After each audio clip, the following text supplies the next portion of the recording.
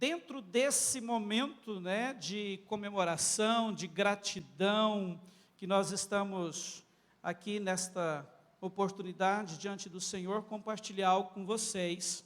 E eu quero ler Hebreus capítulo 10, a partir do verso 19, está escrito assim: portanto, meus irmãos, tendo ousadia para entrar no santuário pelo sangue de Jesus, pelo novo e vivo caminho que ele nos abriu por meio do véu, isto é, pela sua carne, e tendo um grande sacerdote sobre a casa de Deus, aproximemo-nos com um coração sincero e em plena certeza de fé, tendo o coração purificado de má consciência e o corpo lavado com água pura. Guardemos firme a confissão da esperança, sem vacilar, pois quem fez a promessa é fiel. Cuidemos também de nos animar uns aos outros no amor e na prática de boas obras.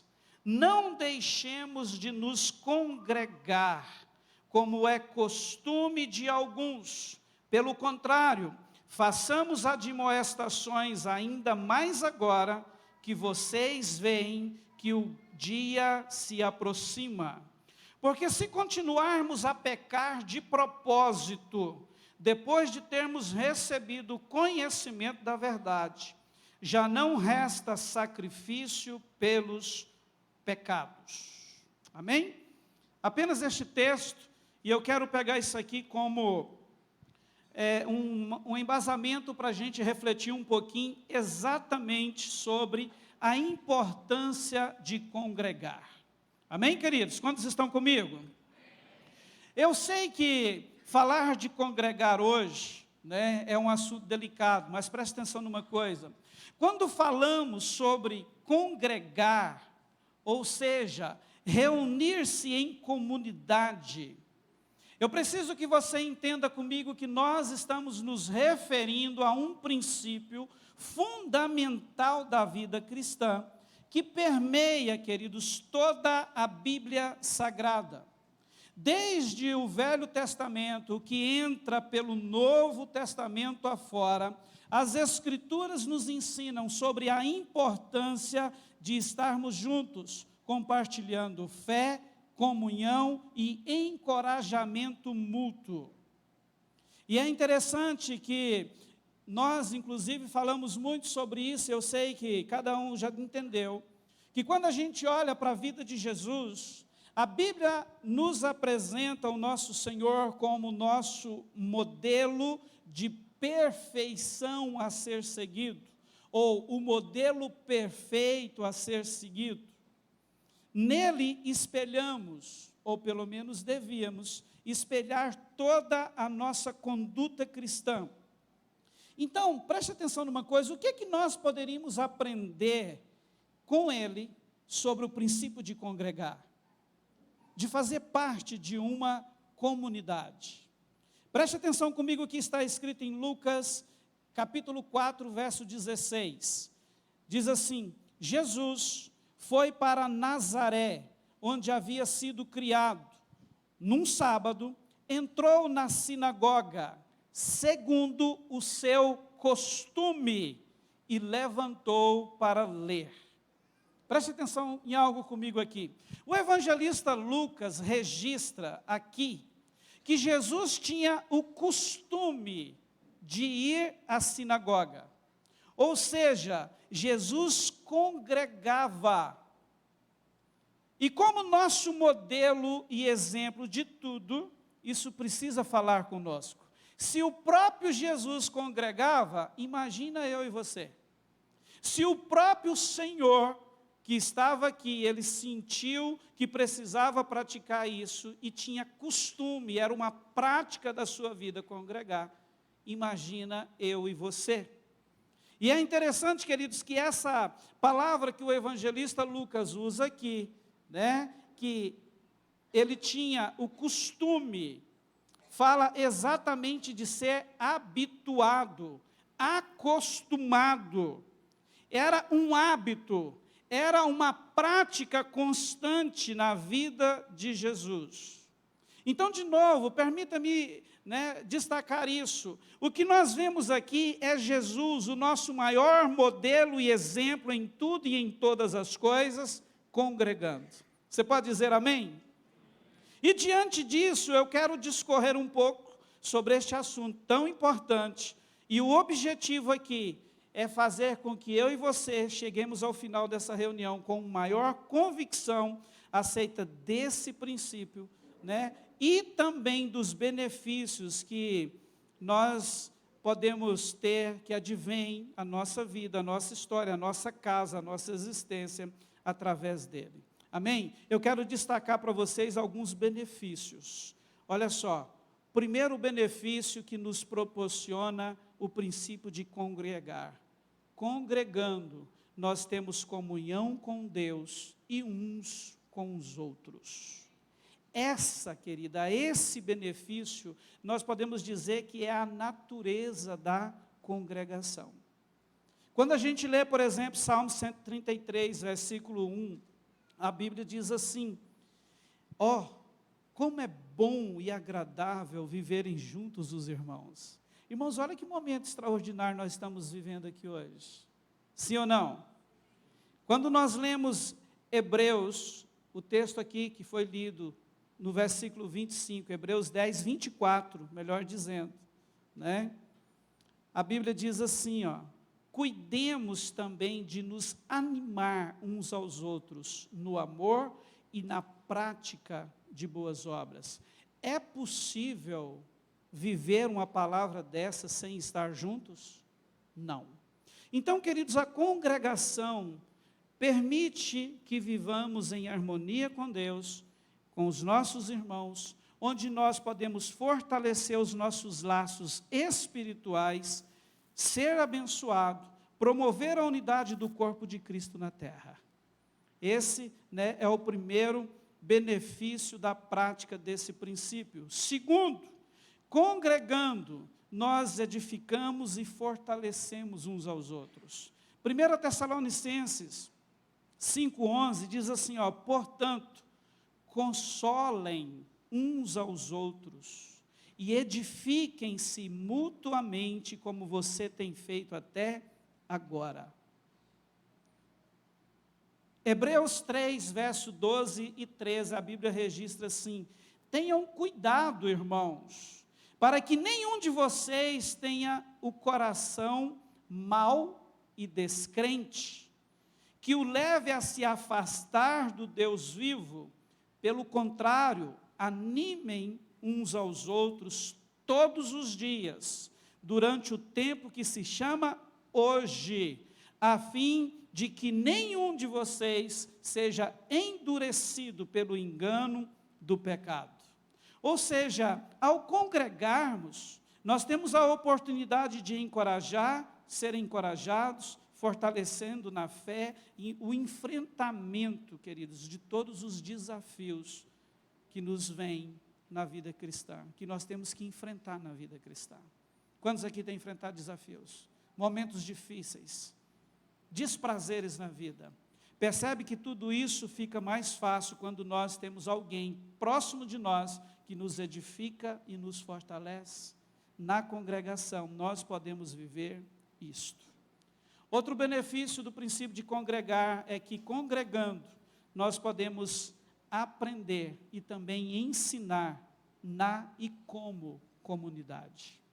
Preste atenção nisso. Colossenses 3,16 diz assim, que a palavra de Cristo habite ricamente em vocês. Instruam e aconselhem-se mutuamente em toda a sabedoria, louvando a Deus com salmos, hinos e cânticos espirituais com gratidão no coração. 2 Timóteo 3, verso 16 e 17. Toda a Escritura é inspirada por Deus e útil para o ensino, para a repreensão, para a correção, para a educação na justiça, a fim de que o servo de Deus seja perfeito e perfeitamente habilitado para toda boa obra. Ou seja, na congregação somos ensinados na palavra e encorajados a crescer espiritualmente. Na congregação nós podemos ser nutridos das verdades da palavra de Deus, o que é óbvio, como consequência disso, vai nos levar a uma vida de prática dessas verdades diariamente na nossa vida, o que consequentemente também vai nos transformar, vai nos fazer cada dia mais parecidos com o nosso Jesus. O quarto benefício, que advém sobre nós, quando nós praticamos, vivemos o princípio de congregar, congregando nós podemos servir e também ser servido. Amém? Olha só, Gálatas 6, verso 10 diz assim: por isso, enquanto tivermos oportunidade, façamos o bem a todos. Agora olha o restante do versículo. Mas, principalmente, aos da família da fé. Quem é essa família da fé? É a igreja, repita comigo, é a igreja. Percebe aqui, queridos, olha só o que a Bíblia diz. Que sim, nós temos que fazer o bem a todos. Porque bondade e misericórdia são características de Deus e automaticamente tem que ser herdada por nós. Amém? Mas o Senhor diz aqui, mas, principalmente, a este irmão que está do seu lado. A esta pessoa que entendeu o princípio e congrega ao seu lado. Aos da família da fé. É isso que a Bíblia ensina aqui. Primeira carta de Pedro, capítulo 4, verso 10 e 11.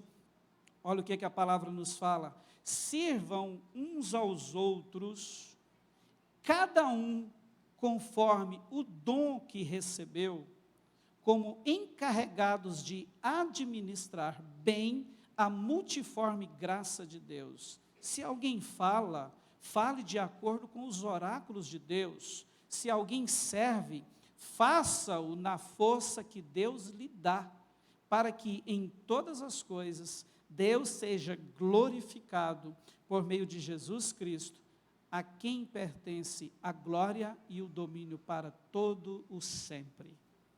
Amém? Então, o que nós aprendemos com isso aqui? É que na congregação, é que todos podem servir e ser servidos. Amém? Algo que precisamos considerar, queridos, e sabe assim, isso ferve no nosso coração, porque há muito engano sobre a questão do serviço e de servir a Deus hoje no nosso meio. Deixa eu repetir isso para você. Servir a Deus é servir pessoas. Nós fomos chamados a servir os santos. Percebe aqui? E qual é o local, qual ou onde é o local que eu consigo me encontrar nessa condição de servir e também ser servido? Apenas aqui, fazendo parte de uma congregação local, de uma comunidade local. Se você não faz parte disso, deixa eu te dizer, é impossível você servir e também ser servido como príncipe, como princesa de Deus que você é na terra. Porque é através da igreja que o Senhor prepara para nós todos os cuidados que Ele tem para derramar sobre a nossa vida na terra. Sabia disso? Aqui é o principal lugar. Amém? É aqui que nós servimos uns aos outros, demonstrando amor, praticando os dons espirituais que Ele concedeu a cada um de nós. Eu quero que você leve esses 4 benefícios de congregar. Agora, eu tenho certeza que mesmo depois de ouvir tudo isso, talvez no coração de alguns aqui ainda pode permanecer um certo tipo de resistência, em relação a este assunto, porque é difícil, queridos, falar sobre isso hoje nos nossos dias. E por ter esse entendimento, eu quero falar um pouco também sobre o congregar nos dias de hoje. Sim, queridos, preste atenção. Congregar nos nossos dias não tem sido uma tarefa fácil. Se você pensa assim, eu quero te dizer que eu concordo com você. Não tem sido uma tarefa fácil congregar. A verdade, queridos, é que a gente vê que por causa de toda essa dificuldade, tem muita gente abandonando o princípio de congregar. É verdade ou não? Estima-se que no Brasil, para você ter uma ideia, o tanto que está sério, tem o dobro de cristãos fora da igreja do que os que se reúnem aos domingos, por exemplo. Para você entender o tanto que está sério. E todas essas pessoas que estão, essa igreja, que é o dobro da que congrega, que está lá fora, nesse momento, por exemplo, né? É porque em algum lugar, em alguma curva da sua vida cristã, se depararam com algum acontecimento, com algum fato, que os levaram a desacreditar da igreja, desacreditar do princípio, da importância de congregar. E isso é um assunto sério, que nós entendemos pela palavra de Deus, que não sai do radar de Deus, e por isso também não pode sair do nosso. Quando a gente pensa, queridos, nessa questão, sim, são várias as razões pelas quais as pessoas desistem de congregar. Deixa eu te dizer algo. Ontem, eu recebi uma equipe de prestadores de serviço aqui na igreja, 3 pessoas, 2 desigrejados. Eu fiquei com eles sexta e ontem quase o dia todo, conversando com eles, queridos. Você não tem noção dos motivos que a gente escuta. Por que que as pessoas abandonaram a igreja e não conseguem congregar mais? Entende? Há várias razões que têm levado muita gente a desistir de congregar, de fazer parte de uma comunidade local. Queridos, e isso difere de pessoa para pessoa.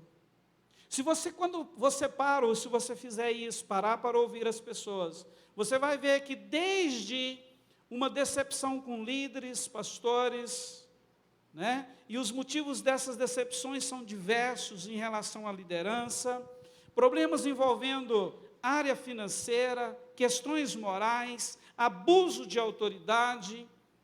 Tudo isso se vê, sim, na vida de muita gente que deveria ser mais parecido ainda com Jesus, para espelhar, né, a vida do nosso mestre na terra. Acontece, problemas envolvendo vida financeira, entende? Isso eu estou falando de líderes, pastores e líderes. Questões morais, e deixa eu dizer uma coisa, como Goiânia, Aparecida, essa região, sofre com isso. De repente, né, você se depara com escândalos morais envolvendo líderes de todos os jeitos, e isso, sim, leva as pessoas a olhar e dizer assim, é isso que é ser igreja? Não é verdade? E todas essas questões tornam difícil, sim, no coração das pessoas, a aceitação de que precisa viver e praticar esse princípio. Mas não fica só nesse leque de decepções, de problemas, de motivos sérios, né? Eles também, queridos, muitas vezes, são atos simples que acontecem no contexto relacional entre os irmãos. Para você ter uma ideia, por exemplo, tem gente que deixa de congregar porque entra na igreja um dia e ninguém fala com ele. Ninguém dá bom dia, graça e paz, a paz do Senhor, a paz de Cristo. E aí tem gente que pega isso, que igreja é essa? Eu não vou mais vir nessa igreja. E deixa de congregar. Tem pessoas que passam por algum tipo de problema na vida. E quem é que não passa? Mas aí porque ninguém da igreja ligou ou mandou uma mensagem, já usa isso como motivo para deixar de fazer parte de uma comunidade local, para deixar de congregar. Acredite, isso é verdade. Entende? Nós já presenciamos casos de pessoas deixar de congregar porque não gostou da voz do pastor que pregava. Só para você entender a gravidade do negócio. Então, queridos, se você for parar para pensar nos motivos, nas razões que tem, são verdades. A lista é grande e bem grande. Então, diante disso, nós podemos dizer o quê? É difícil congregar. Porque se você for olhar para esse quadro de decepções, de maus exemplos, de maus testemunhos, queridos, se a gente for olhar para esse quadro e fazer uma análise da igreja dos nossos dias, deixa eu te dizer uma coisa, o diagnóstico não é nada animador. Porque parece que as desilusões, as decepções, os maus exemplos, é até maior do que o lado bom da coisa. Mas deixa eu dizer uma coisa, parece, tá? Porque nunca é. Não consegue nem empatar, perde de longe. Por mais que a gente enfrente problema congregando, tenhamos dificuldades nos nossos relacionamentos, deixa eu dizer, é incomparável aquilo que Deus derrama na nossa vida de graça e favor da parte dEle, quando nós praticamos esse princípio. Entende? Então, queridos, olha só, nós precisamos olhar para todo nessa lista, esse leque de motivos que tem levado muita gente a deixar esse princípio, por mais que eles sejam plausíveis, motivos que poderiam sim levar alguém a deixar de congregar, por mais que o diagnóstico geral da igreja seja horrível, desanimador, eu acredito e quero desafiar a pensar nisso, ao invés de olhar para todo esse quadro e desistir de um princípio da palavra de Deus para a sua vida, por que não perguntar a Deus, o que o Senhor está achando de tudo isso? Como que o Senhor pode me instruir no meio de todo esse quadro terrível que nós estamos vivendo no meio cristão? Não seria mais prudente, mais inteligente, sábio, a gente partir por esse caminho, do que simplesmente olhar e desistir da prática de um princípio? Porque deixa eu te dizer uma coisa, toda a vida o ser humano foi assim. Toda a vida a questão dos relacionamentos foi assim. Entende? Por quê? Nós estamos falando, queridos, de um Jorge, de um você, imperfeitos. Nós estamos falando de um homem caído, que só pode se alinhar novamente na vida, se o poder de Deus for algo verdadeiro e atuante da sua vida. Ao contrário disso, nós só vamos fazer besteira, nós só vamos causar decepção e desilusões na vida dos outros. Sim ou não? Agora, se a questão, no meio de tudo isso, o mais importante seria então considerar, não as razões, os motivos que pode levar uma pessoa a deixar de congregar, e sim, o que Deus pensa sobre isso? Como Ele pode me ensinar? Como Deus pode me dar sabedoria de continuar sendo um cristão, congregando, dando o meu melhor, servindo da melhor forma possível e sendo um agente de transformação no meio desse caos? A resposta, queridos, a direção para essas questões, encontra na palavra de Deus. Sabe qual é? Nós lemos. Hebreus 10, 25. Olha só o que o escritor registra aqui. Não deixemos de congregar. Está aqui a resposta. Não importa o que está acontecendo, não importa o que fizeram com você, na sua trajetória cristã, não importa as pedras que jogaram em você, a palavra de Deus sempre vai dizer para você, não deixe de congregar. E é importante, interessante destacar, que o escritor aqui também diz, como é costume de alguns. Você vai entrar nessa? Ou você vai permanecer fazendo parte desse grupo, que por causa de alguns ou de muitos motivos, por mais plausíveis que eles sejam, deixaram de congregar? Vai continuar levando a sua vida baseado nessas desilusões, nessas decepções e perdendo todos os benefícios que a palavra de Deus te oferece quando você congrega? Percebe, queridos? Ei, não, hoje é dia de, se você tem caminhado assim, permitir que o Espírito Santo faça uma virada de chave dentro de você, porque Ele tem uma vida em comunidade para tu e a tua casa, né? Olha só, não deixemos de congregar, como é o costume de alguns, pelo contrário, irmãos, eu não sei você, mas quando eu leio isso aqui, olha só, pelo contrário, façamos admoestações, ainda mais agora que vocês veem que o dia se aproxima. Irmãos, se naquela época, quando esse livro foi escrito, eles já falavam desse dia, imagina hoje.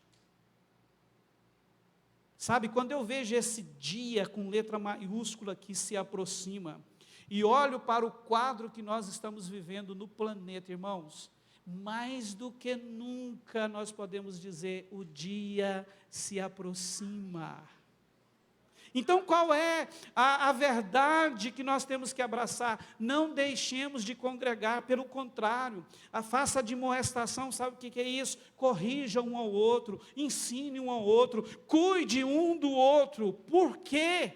Preste atenção, o dia está chegando, percebe? O dia do Senhor está próximo. Percebe, queridos, isso? Além de todos os benefícios, agora a gente se depara aqui com outra questão. Não deixe de congregar, porque o dia está próximo, Jesus está voltando. Ele pode chegar a qualquer momento. Aí você concorda comigo que se isso está registrado aqui, eu penso assim, tá? É porque fazer parte de uma igreja, congregar, vai fazer diferença sim, no grande dia. Porque senão isso não estava escrito aqui.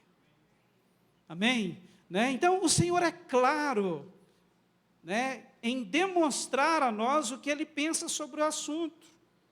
Quando Ele usa essa expressão, não deixe de congregar. Então, ei, permita que o Espírito Santo fale com você. Por mais que você pense ter motivos suficientes para tomar a decisão de não fazer parte de uma igreja, de não congregar mais, deixa eu te dizer algo, Deus não compactua com essa ideia. Ele espera que congreguemos e ponto. E o que é pior, se não fizermos isso, nós estamos pecando. Sabia disso? Que não congregar é pecado? Você prestou atenção no texto que nós lemos? Deixa eu repetir com você o verso 25 e o 26. Olha só. Não deixemos de nos congregar, como é o costume de alguns. Pelo contrário, façamos admoestações ainda mais agora que vocês veem que o dia se aproxima. Irmãos, é uma continuação do texto, verso 26. Por quê? Se continuarmos a pecar de propósito, de qual pecado você acha que o escritor está se referindo aqui? O pecado de não congregar. Olha o tanto que isso é sério, irmãos. Olha isso, porque se continuarmos a pecar de propósito, devido aos motivos, às desilusões, às feridas, eu decidi, eu não quero mais igreja, eu não quero mais congregar, eu não vou mais fazer parte de uma comunidade local, de propósito.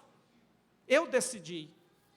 Olha só o que a Bíblia diz. Depois de termos recebido o conhecimento da verdade, já não resta sacrifício pelos pecados. Percebe a seriedade disso? Né? Então, por tudo isso, a minha oração neste lugar hoje é para que o Espírito Santo fortaleça você que já tem congregado, para que nada, ninguém, nada de decepção, de desilusão, de problemas, de dificuldade que você enfrente pelo caminho, seja motivo para te levar a desistir de viver esse princípio. Sabe por quê? Você é a noiva do Cordeiro. Você é a igreja que está sendo preparada para o grande dia. Tá? E eu oro também para que, se você está aqui hoje, talvez como um desigrejado, como é a onda hoje, né? Os desigrejados. Eu oro para que o Espírito Santo faça nascer novamente essa verdade no seu espírito. E que o convencimento dele traga alinhamento de propósito para a sua vida. Tá, queridos? E para te ajudar nisso e nos fortalecer, aqueles que já estão congregando com muito fervor, amor, paixão pela noiva e por Jesus, deixa eu te dizer algo para fortalecer isso.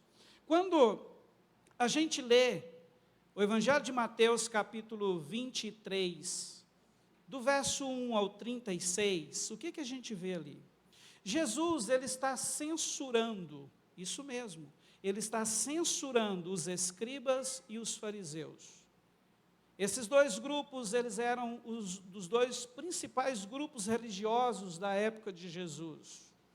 E isso ocorreu, queridos, exatamente porque eles eram bons no discurso, eles eram bons demais para cobrar das pessoas boas obras, sabe?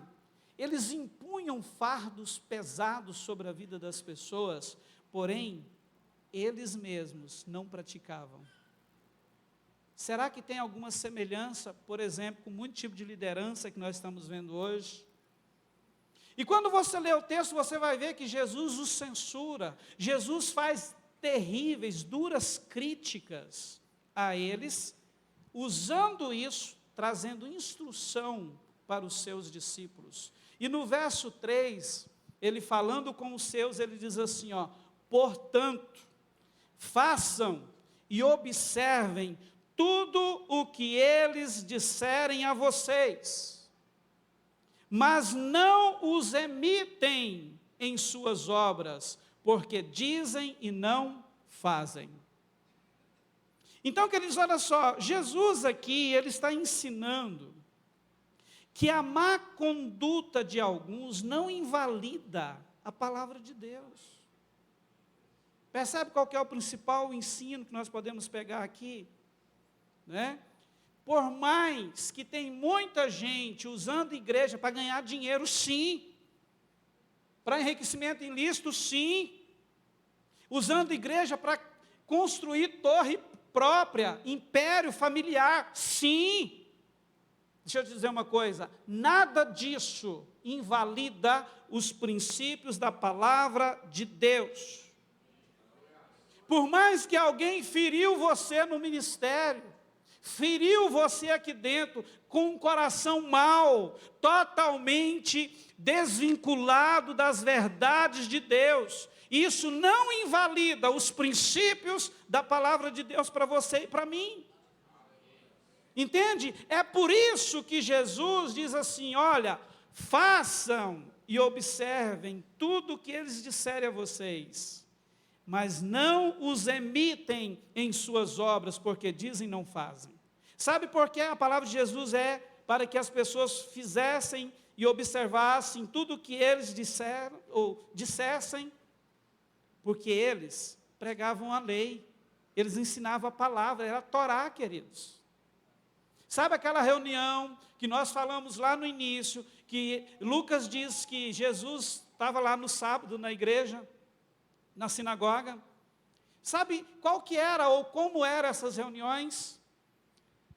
Muito parecido com hoje. Talvez a única coisa diferente, né, de hoje para aquela época é que não tinha uma equipe de música como essa. Mas eles se reuniam nas sinagogas para quê? Para orarem juntos, para lerem e compartilharem da Torá juntos, das Sagradas Escrituras.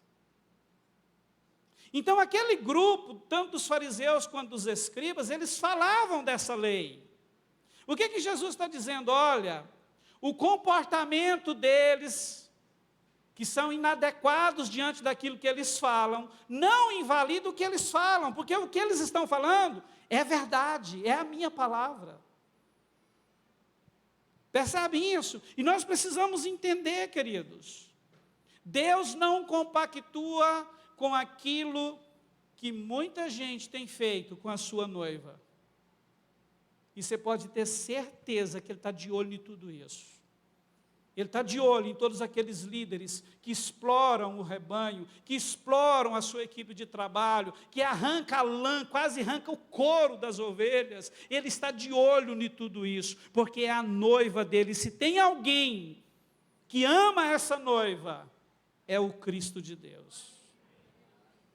Entende? Mas nada disso, o que nós podemos aprender é que pode ser motivo para que eu e você deixemos de congregar, deixemos de praticar princípios que traz vida de Deus para nós e nos coloca no centro da vontade dEle.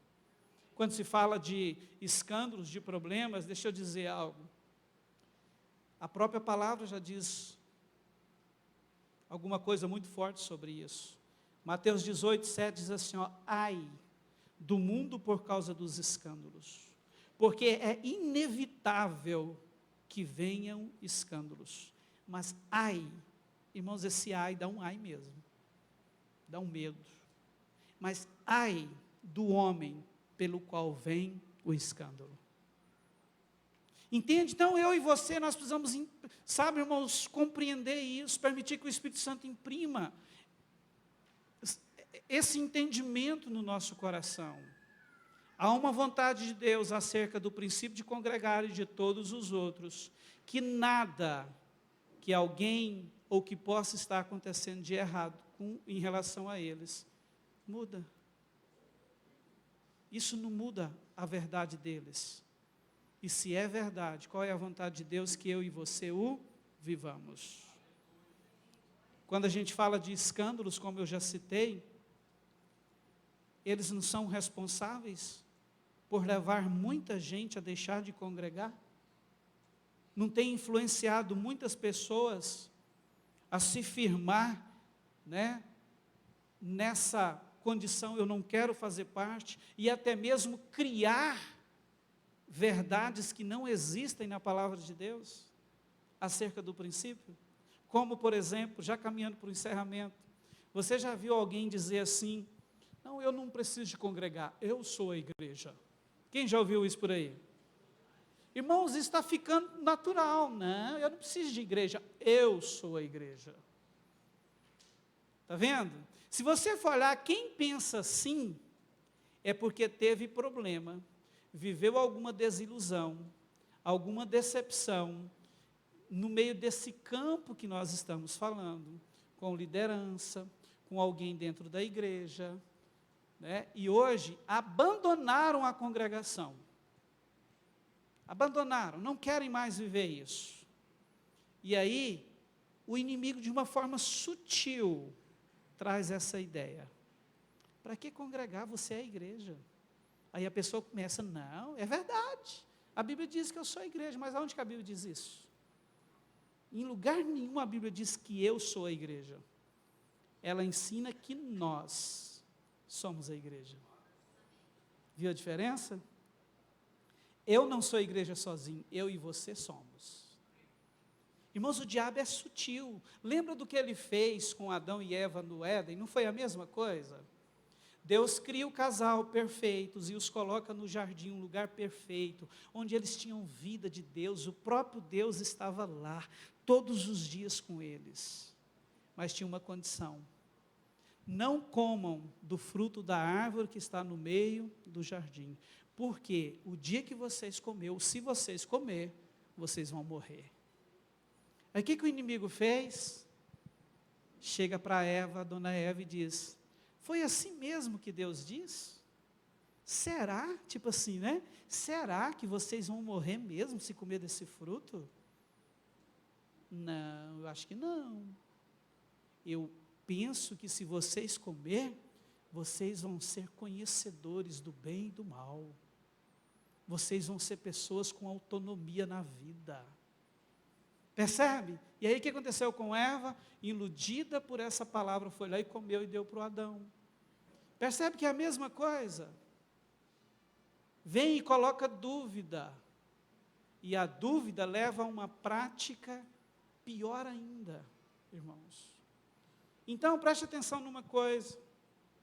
Eu quero deixar alguns textos que provam para você que você não é igreja sozinho. E que sim, junto comigo, junto com essa pessoa que está aí do seu lado, por mais problemática e imperfeita que ela seja, porque você também é igual ou pior, somos nós juntos que somos igreja, tá? Romanos 12, verso 4 e 5 diz assim, irmãos, olha isso, a palavra de Deus é tão clara, porque assim como um só corpo, temos muitos membros, mas nem todos os membros têm a mesma função, assim também nós, embora sejamos muitos, somos um só corpo em Cristo, e membros uns dos outros. Eu adoro isso aqui, Colossenses 1,18. Ele, Jesus, é a cabeça do corpo, que é a igreja. Jesus não é a sua cabeça por aí, Ele é a sua cabeça quando você está na igreja, fazendo parte de uma comunidade local. 1 Coríntios 12, 27, ora, vocês são o corpo de Cristo e individualmente membros desse corpo. Efésios 1, verso 27 e 23, falando de Jesus, e sujeitou todas as coisas debaixo dos pés de Cristo, e para ser o cabeça sobre todas as coisas, Deus o deu a quem? A igreja, a qual é o seu corpo. Irmãos, agora olha isso, a plenitude daquele que a tudo enche em todas as coisas. Você pode repetir para a pessoa que está do seu lado, você não é igreja sozinho. Deixa de bobagem. Você precisa se unir comigo para sermos igreja.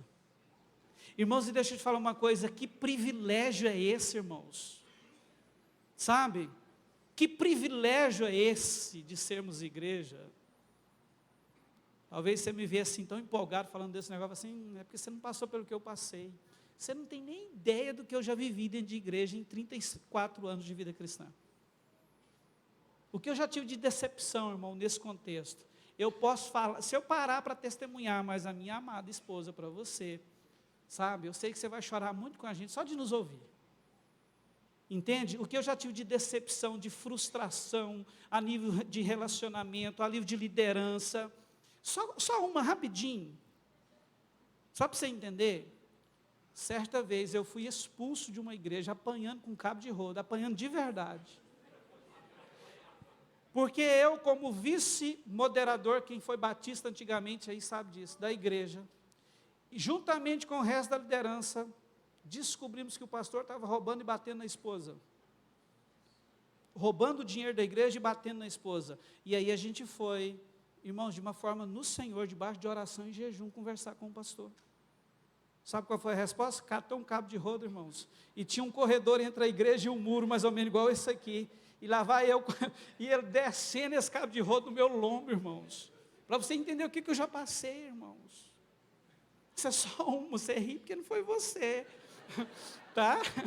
E ficou o vergão nas costas, né? Teve um lugar que eu lembro que a ponta do cabo pegou assim, quase rasgou a camisa, ficou só aquele vergão. Entende, queridos? E, irmãos, mas sabe o que todas essas experiências me levaram a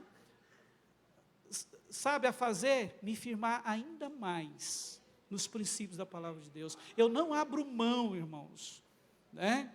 E hoje eu digo uma coisa para você, eu sou desesperadamente apaixonado sim pela igreja de Jesus. Sabe por quê? Porque Jesus morreu por mim e por você, criatura. Jesus morreu por nós. Se Ele morreu do jeito que morreu para fazer de mim e de você a sua igreja, irmãos, eu e você temos que ser um alvo de um amor desesperado, de um amor, sabe, um nível alto, de a gente olhar um para o outro e dizer assim, eu não abro mão de fazer parte disso, porque foi para isto que Deus deu Jesus para morrer, e depois o entregou à igreja, e disse para ele, essa igreja é o teu corpo. Eu não quero abrir mão disso, irmão. Entende? Nós precisamos entender essas verdades, porque elas têm poder para jogar por terra todo o argumento que o inimigo tem levantado nos nossos dias, para convencer pessoas de não congregar, de não fazer parte disso. Amém? Glória a Jesus. Então, o que é que nós aprendemos com essa reflexão hoje? Que nós temos que congregar. Que congregar é um mandamento. Quando nós não praticamos, obedecemos o mandamento, nós pecamos. Mas quando nós entendemos que é um mandamento e praticamos, irmãos, isso atrai um nível de bênção divina sobre a nossa vida extraordinário. Como eu citei, os benefícios de congregar, fortalece a nossa fé, nos edifica, e juntos nós somos levados a proclamar o amor de Deus até que Jesus volte. Você pode ficar de pé?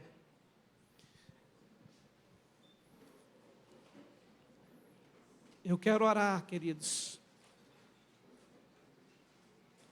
para que, à luz das Sagradas Escrituras, não de um discurso, mas à luz das Sagradas Escrituras e debaixo de uma unção do Espírito Santo, esse princípio seja fortalecido no seu coração. Antes de qualquer barulho, você pode curvar a sua cabeça, eu quero orar por mim e por você acerca disso. Sabe, que o Senhor traga compreensão a nós, entendimento, nos fortalecendo, irmãos, na decisão de continuar congregando e sendo uma igreja viva na terra, vivendo de fato e de verdade tudo aquilo que o Senhor nos ensina e nos convida, nos desafia a viver como igreja, vivendo um alto nível de comunhão com o Espírito Santo, sendo instrumentos da parte dele uns para com os outros e juntos, impactando o mundo, mostrando para este mundo caído e perdido que há esperança, porque Cristo vive e reina para sempre. Eu quero orar para que você valorize o privilégio que é fazer parte de uma igreja, não porque é Alcance Goiânia, não. Alcance Goiânia é apenas uma forma de identificar a tribo local. Ei, o negócio é muito além. Você faz parte da noiva do Cordeiro. Essa noiva que ele morreu para trazer à existência, preparar, e que um dia ele vem buscar. Você consegue entender a importância disso? Coloca a mão no seu coração, deixa eu orar por você. Você que já ama congregar, peça ao Senhor que te fortaleça ainda mais. Talvez você está aqui desiludido com a igreja, não consegue mais se ver vivendo de fato e de verdade este princípio. Eu quero orar por você. Talvez você é alguém que já serviu a Deus na igreja, como líder, como alguém, sabe, que dava a sua vida para que a igreja pudesse cumprir o seu papel e hoje encontra totalmente frustrado acerca disso. Eu quero orar por você. E a minha oração é para que o Espírito Santo tire a dor da decepção, tire os ressentimentos das desilusões, renove dentro de você uma fé na verdade da palavra de Deus, que é a importância de congregar. Em nome de Jesus, Deus, aqui está a tua igreja neste lugar. Eu sei, ó Deus, que tu és aquele que sonda, e o Senhor sabe de como está cada coração que se faz presente neste lugar. Para aqueles, ó Deus, que têm entendido a importância desse princípio, eu oro para que o Senhor fortaleça, traga ainda mais convicção, Senhor, entendimento cada dia mais profundo acerca desse princípio, e que juntos possamos continuar vivendo tudo aquilo que o Senhor tem reservado, preparado para nós como tua igreja. Deus, há corações aqui, Senhor, que pelas decepções, desilusões, problemas que enfrentaram, Senhor, não conseguem mais se ver envolvido nesse contexto. Ah, Espírito Santo, eu oro neste momento para que o Senhor venha com uma unção nova. Eu oro para que a verdade da tua palavra, Deus, volte a ser instalada nesses corações, e que eles possam olhar para os teus princípios, independentemente de tudo aquilo que viveram, de tudo aquilo que experimentaram, de tudo aquilo que foram submetidos. Porque uma coisa é, se foram decepcionados, traídos, não foi o Senhor, não foi porque a tua palavra é falha, não foi por causa do Senhor e da tua igreja. Espírito Santo, vem com uma unção de restauração e restitui, Deus, uma fé nesses corações, que dê crédito, Jesus, aos teus princípios, e que possam se colocar de pé hoje e olhar para ti e dizer: eu estou aqui, eu estou de volta, Jesus, eu quero estar de volta ao contexto da tua noiva, dessa família da fé. Em nome de Jesus, que todos os argumentos, Senhor, com toda a sutileza que o inimigo usa, que caia por terra, e que prevaleça apenas uma coisa: a verdade da tua palavra, a verdade daquilo que o Senhor diz. Em nome de Jesus, Deus, em nome de Jesus, aleluia.